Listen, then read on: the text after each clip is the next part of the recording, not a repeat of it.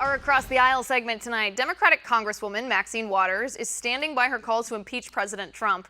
During last weekend's tax march in Washington, D.C., Waters said, and I quote here, "I will fight every day until he was impeached." And then she led audience members in chants of "Impeach 45." If you need evidence the Democratic Party is run by crazies, look no further than Maxine Waters. Well, I hope he's not there for 4 years. I hope that, this man and who he is, what he's done, the way that he's defined himself, the way that he's acting, I am hoping that we're able to reveal all of this.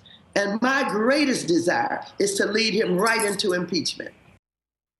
With me now, attorney and Democratic strategist Adam Sostrin. Adam, good to see you. It is so great to be here, as always. Adam, what do you think of this? Maxine Waters is becoming one of the faces of the Democratic Party, sort of a de facto leader, if you will. Is this the type of leader for your party that you want? Well, I wouldn't call her a party leader. I'd say that maybe she has tenure, like a professor's been there for a long time at a university, but I wouldn't say that she's the leadership of the Democratic Party. And why wouldn't you say that? She's one of the most vocal members. She's getting the most press right here. Is it perhaps that you don't want to be associated with the crazy things she says? No, I always want to be associated with crazy. That's why I'm here all the time.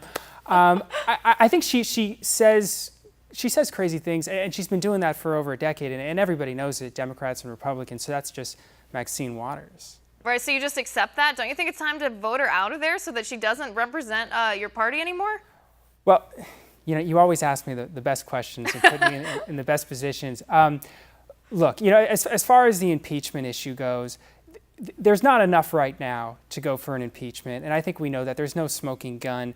Of course, there can be incendiary language like what we heard from Maxine Waters, but the bottom line is just because we don't like Donald Trump Jr.'s hair or Eric's hair and how they do it, that's not a ground to impeach Trump. Good one. I hope that you had pre-planned that one. No, I think it's ridiculous to suggest that President Trump should be impeached. I thought it was ridiculous when some fringe Republicans suggested that President Obama should be impeached. Absolutely ridiculous, but I think that this perhaps is a pattern more in the Democratic Party than in the Republican Party. If you look across the board at the leadership right now, and I do consider Maxine Waters to be one of the faces of the party just because she is. She's the one that's being interviewed. She's the one that's making comments.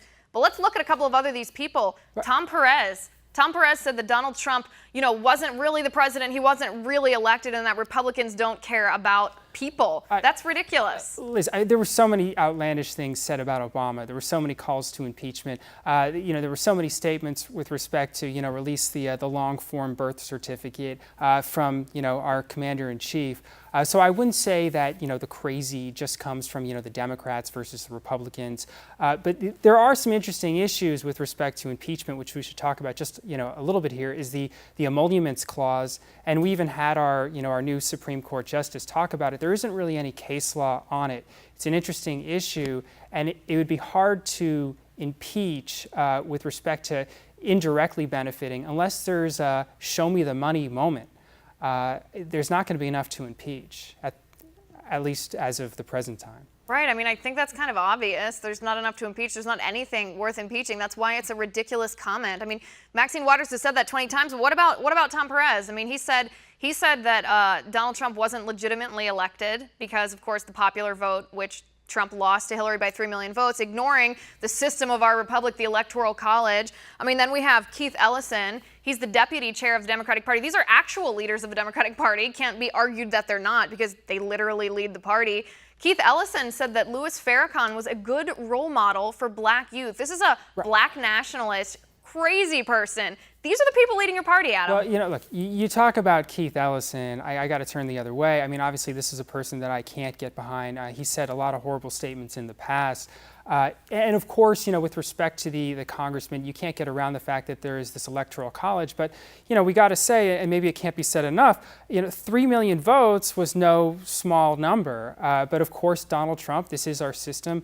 He became president. He won in the electoral college. But of course, as we know, it wasn't the landslide Trump kept saying it was after he won. No, but the fact of the matter is, insinuating that he's not the legitimate president is undermining our republic. Democrats sit over there and say that Trump is a threat to our democracy, yet they're refusing to accept the results of exactly how our republic is set up. It is not about the popular vote. It is about the Electoral College. I think the Democrats have accepted the results. Everybody's talking about the midterms. Everybody's talking about what's going to happen in 2020, and getting more Democrats in the House for purposes of to direct some kind of impeachment if there is some sort of smoking gun that comes out with respect to the election in Russia and Donald Trump, and him trying to get. I mean, at this point, even Democrats are not talking about that. I think everyone knows that there's no smoking gun. I mean, there's investigations that are ongoing, but Democrats aren't even talking about that. And you know what? I anymore, and I think for good reason. There isn't anything there. I just want to say, I want to get rid of the phrase smoking gun, come up with something new, because we haven't done it since the 60s. Right. Okay, so we have Maxine Waters, we have Tom Perez, Keith Ellison. Right. I mean, Hillary Clinton and her corruption, Bernie Sanders and his socialism. Do you think Democrats, and I guess I'm not even going to say this in the general sense, do you, Adam, as a Democrat, do you feel that it's time for a new face for the Democratic Party, or are you happy with this lot? Well, of course, I think as the years go by, it'd be nice to see new leadership in the party. Nancy Pelosi's been around for a long time. I think there's certainly some younger, more independent-minded Democrats that could, sort of take the reign.